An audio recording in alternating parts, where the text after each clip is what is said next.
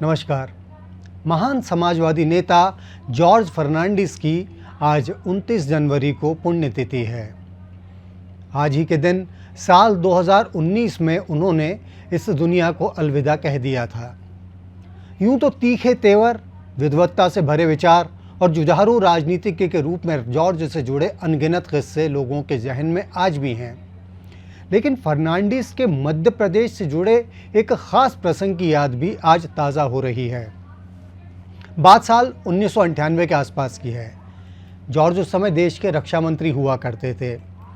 भोपाल के उपनगर बैरागढ़ का नाम अब संत हृदयराम नगर हो चुका है। इसी बैरागढ़ के भोपाल से बाहर की तरफ जाते छोर पर सेना का एक बड़ा केंद्र है। मौका तो याद नहीं आ रहा, लेकिन किसी खास कार्यक्रम के लिए जॉर्ज फर्नांडिस वहां मुख्य अतिथि के रूप में आए थे। अब जॉर्ज बोलते और सुनने वालों की उसमें दिलचस्पी ना होती, ये भला कहाँ मुमकिन था। मीडिया के लोग बड़ी संख्या में कार्यक्रम में पहुंचे। जॉर्ज ने मंच पर अपनी बात रखी। उन्होंने देश की सेना के इतिहास का उल्लेख किया, उसके वर्तमान और चुनौतियों पर भी रोशनी डाली। मगर मीडिया के कुछ लोगों को इसमें अधूरापन लगा। वो जॉर्ज से अलग से बात करना चाहते थे। फर्नांडिस इसके लिए तैयार हो गए। मंच से अलग उन्होंने मीडिया से बात की। लेकिन एक अजीब सी उलझन यह है कि फर्नांडिस यहाँ भी लगभग वही बोले जो उन्होंने मंच पर कहा था। एक दो पत्रकार रुक नहीं सके। उन्होंने जॉर्ज से खुलकर कह दिया कि वो ऐसा कुछ क्यों नहीं कह रहे जिससे उनकी खबर की ज़ोरदार हेडिंग यानी शीर्षक बन जाए। जाहिर है कि बात कुछ चटपटे बयान या सनसनीखेज वाली खबर की उम्मीद से जुड़ी हुई थी।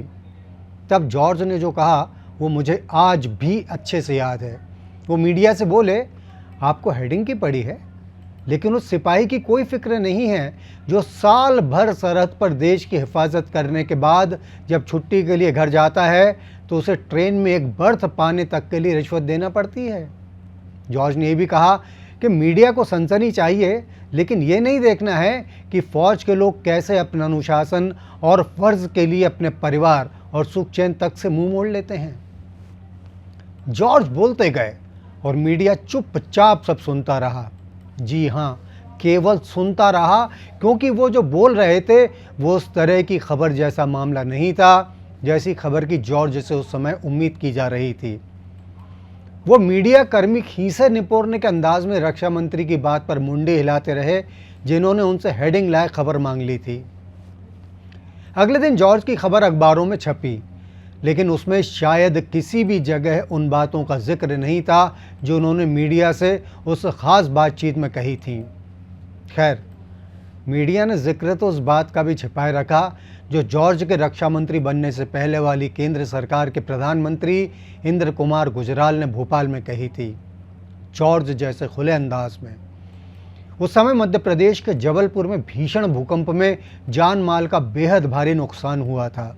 हालात को देखने के लिए गुजराल खुद दिल्ली से जबलपुर पहुंचे थे। लौटते में वो भोपाल आए। रात के समय राजभवन में उनकी मीडिया से मुलाकात हुई। भूकंप की त्रासदी को लेकर हर एक सवाल का गुजराल ने पूरा जवाब दिया, आंकड़े भी पेश किए। लेकिन शायद फिर वही चटखारेदार वाली खबर की भूख जाग उठी। एक पत्रकार ने पूछ लिया कि उनकी सरकार के घटक दलों के बीच विवाद वाली खबरों का सच क्या है।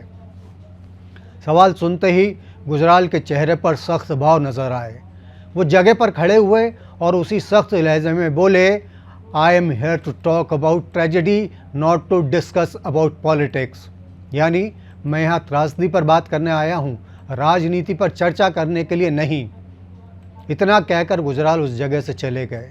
इस प्रस्तुति का मकसद मीडिया को आलोचना या समीक्षा की जद में लाना नहीं है, न ही उस समय के किसी पत्रकार का अपमान करने का हमारा उद्देश्य है।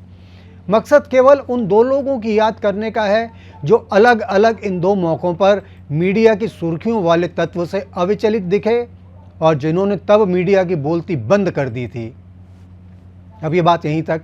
जॉर्ज फर्नांडिस को उनकी पुण्यतिथि पर सादर नमन के साथ ही इंद्र कुमार गुजराल को भी नमन करते हुए अब हम आपसे विदा चाहेंगे।